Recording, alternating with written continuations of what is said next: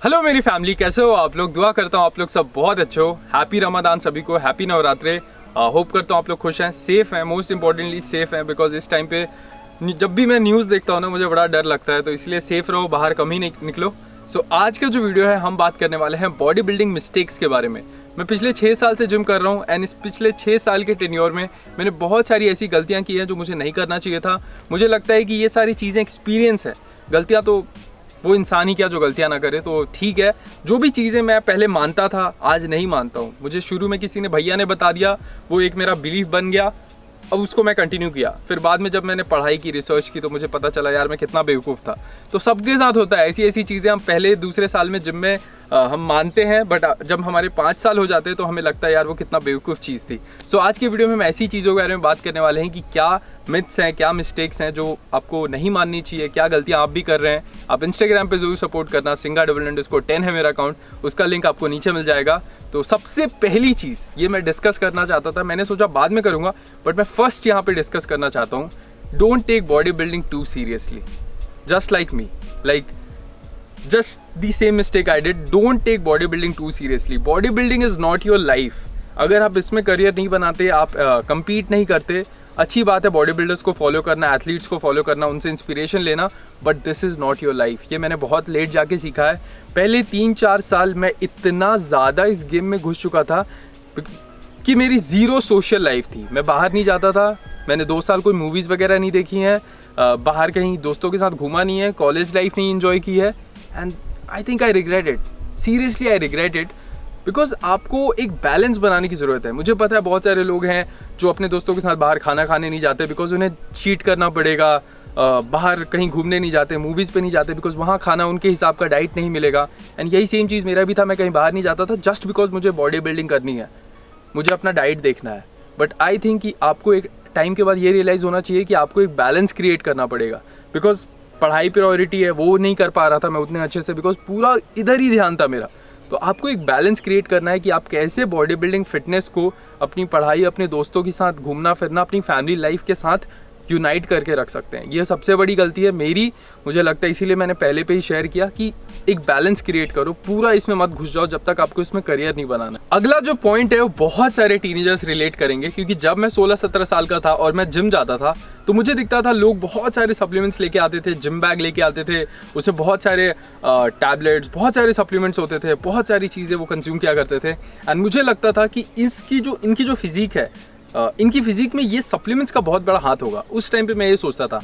Obviously मैं supplements नहीं use कर पाता था बिकॉज मेरे पास बजट नहीं था, बट मैं सोचता था कि जब मेरे पास बजट आएगा मैं भी ये सारे सप्लीमेंट्स यूज़ करूँगा और मुझे भी इसका रिजल्ट मिलेगा।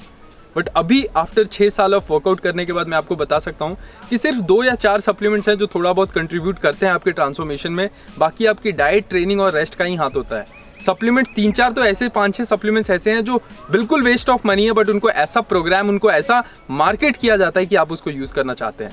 2 से 4 सप्लीमेंट जो मैं हमेशा यूज़ करता हूँ, एक वे प्रोटीन, हमेशा मतलब एवरीडे मैं कैरी भी करता हूँ जब मैं ट्रैवल करता हूँ, फिश ऑयल्स, मल्टीविटामिन, अश्वगंधा, ये 4-5 सप्लीमेंट जो मुझे याद आ रहे हैं। विटामिन D3 कभी, बिकॉज हम ज़्यादा सनलाइट में आजकल रहते नहीं है, घर के अंदर रहते हैं, तो विटामिन D3 का बहुत बड़ा एक रोल हो जाता है उसको कंज्यूम करना। प्लस बहुत सारे लोग मुझसे ये पूछते हैं कि एक अच्छा वे प्रोटीन कौन सा रहेगा, तो मैं आपको सजेस्ट करूंगा न्यूट्राबे का गोल्ड सीरीज का वे आइसोलेट प्रोटीन। इसमें 25 ग्राम प्रोटीन है पर सर्विंग, 30 ग्राम की सर्विंग है, 25 ग्राम प्रोटीन है।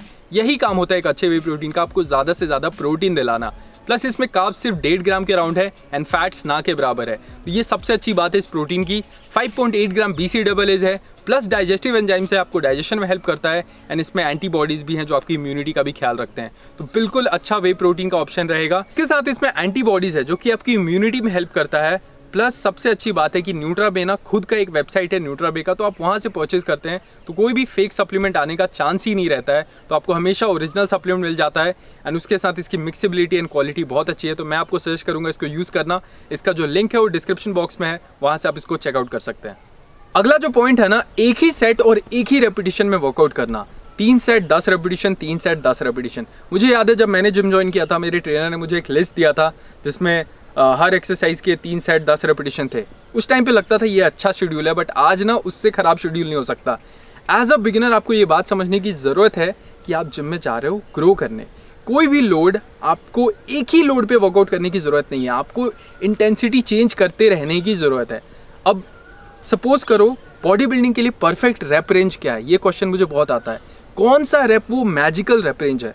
There is no magical rep range, because muscle protein synthesis हर रैप रेंज में होगा, मसल ब्रेकडाउन हर रैप रेंज में होगा। पावर लिफ्टर्स की भी बॉडी अच्छी होती है, उनकी भी मसल्स ग्रो करते हैं, बट उनका स्पेसिफिक जो वर्कआउट होता है बहुत लो रैप रेंज होता है। अगर आपको सिर्फ बॉडी बिल्डिंग पर्सपेक्टिव से वर्कआउट करना है, I will suggest taking to 6 से 12, 6 से 15 वाला रैप रेंज। अब किसी दिन आप हैवी वर्कआउट करो, किसी दिन आप बेंच प्रेस हैवी करो जिसमें आप 5 से 6, 7 रैप कर रहे हो, एंड किसी दिन थोड़ा लाइट लेके 10, 12, 15 रेपिटेशन कर रहे हो, तो आप दोनों के फ़ायदे उठा रहे हो। थोड़ा बहुत स्ट्रेंथ का भी, थोड़ा बहुत हाइपरट्रोफी वाला फोकस भी कर रहे हो, सो दोनों के फ़ायदे उठा रहे हो। मैं जो वर्कआउट करता हूँ वो स्ट्रेंथ और हाइपरट्रोफी मिक्स्ड होता है, बिकॉज मेरे को दोनों पे काम करना है। मैं 2 से 4, 2 से 5 वाला रेप रेंज भी वर्कआउट करता हूँ, जब मेरे को स्ट्रेंथ में गेंस देता है, डेडलिफ्ट बढ़ाता है, बेंच प्रेस बढ़ाता है, एंड बाकी मैं आइसोलेशंस वगैरह में 10, 15, 20 रेपिटेशन तक भी वर्कआउट करता हूँ। अगला जो पॉइंट है, बहुत एक्साइटेड होकर सुनने के लिए, मास्टरबेशन। बहुत सारे लोग पूछते हैं बॉडी बिल्डिंग और मास्टरबेशन कितना फ़र्क पड़ता है, क्या फ़र्क पड़ता है। मैंने भी वीडियोस बनाए हुए हैं, मैं नहीं करता हूँ, बट क्या मैं वही चीज़ आप पे बोल रहा हूँ? बहुत सारे मैंने क्रिएटर्स देखे हैं कि if they don't do something they try to like push कि तुम भी मत करो। वो मेरा एम कभी नहीं रहा है, because it's a personal choice. If it is not affecting you here, muscles पे कोई इफेक्ट नहीं करता। उसका इफेक्ट मसल्स पे नहीं है, बॉडी बिल्डिंग पे नहीं है, बट हाँ उसका इफेक्ट मुझे लगता है कि कभी कभी किसी किसी को यहाँ होता है। तो अगर आप यहाँ से सही नहीं हो तो आप मसल नहीं बना पाओगे। तो मास्टरबेशन से बॉडी बिल्डिंग या फिर अंदर जो मसल बिल्डिंग का गेंस का प्रोबेबिलिटी है, चांसेस है, उसमें कोई फ़र्क नहीं पड़ता है। स्ट्रेंथ में कोई फ़र्क नहीं पड़ता, सिर्फ आधे 1 घंटे तक आपको थोड़ा लेजी फील होता है, वो हार्मोनल इधर उधर होने के कारण। मसल बिल्डिंग में कोई फ़र्क नहीं पड़ता, बट यहाँ फ़र्क पड़ता है, मुझे पड़ता है, बहुत सारे लोगों को पड़ता है। मुझे बहुत सारे मैसेजेस आते हैं कि वो बहुत ही डीमोटिवेटेड फील करते हैं, ऐसा रहता है। मुझे भी होता है, जब भी अगर मैं कर लूँ कभी, काफ़ी टाइम हो गया, बट जब भी मैं करता था, पहले मैं एडिक्टेड था, तो मुझे यहाँ से मेंटली सही नहीं लगता था, और मेरे वर्कआउट्स या कुछ भी पर्सनल लाइफ भी अफेक्ट होती थी। तो यहाँ से अगर आपको फ़र्क नहीं करता तो मसल बिल्डिंग में कोई लेना देना नहीं है, फैट लॉस, मसल बिल्डिंग कोई लेना देना नहीं है, कोई साइंटिफिक एविडेंस नहीं है।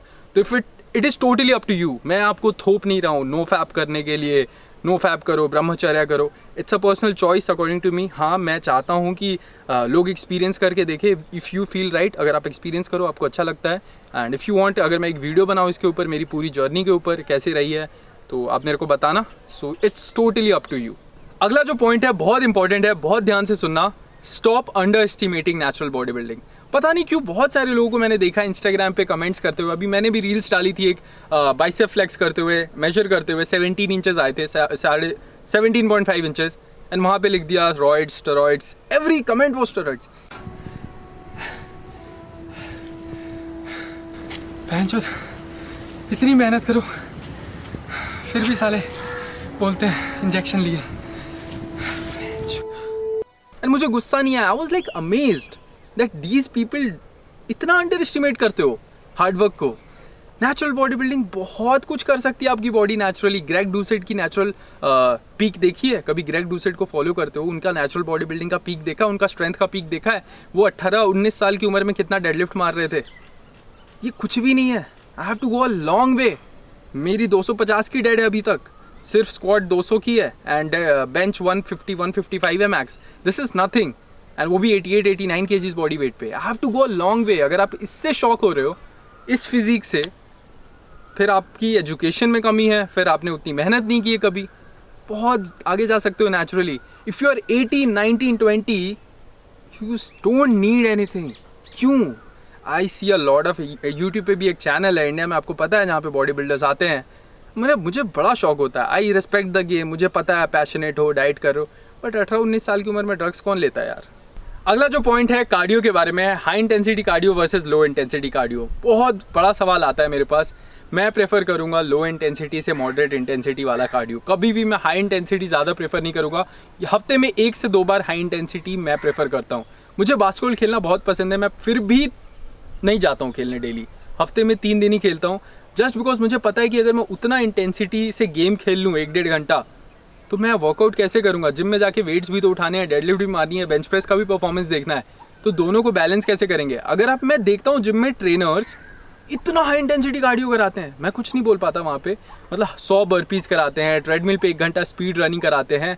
ऑब्वियसली आपका फैट लॉस हो जाएगा उससे, बट आपका पूरा का पूरा मसल मास भी लूज़ हो जाएगा, स्ट्रेंथ भी लूज़ हो जाएगा। इसीलिए प्लान अकॉर्डिंगली, कार्डियो को एक टूल की तरह यूज़ करो, ना कि कार्डियो को ही यूज़ करके फैट लॉस करो। कार्डियो को एक हेल्पिंग टूल की तरह यूज़ करो। आधा घंटा moderate intensity cardio is enough. Hope करता हूँ इस वीडियो में आपको कुछ सीखने मिला। इंस्टाग्राम पे ज़रूर आना। Thank you for everything. Stay safe, love you all.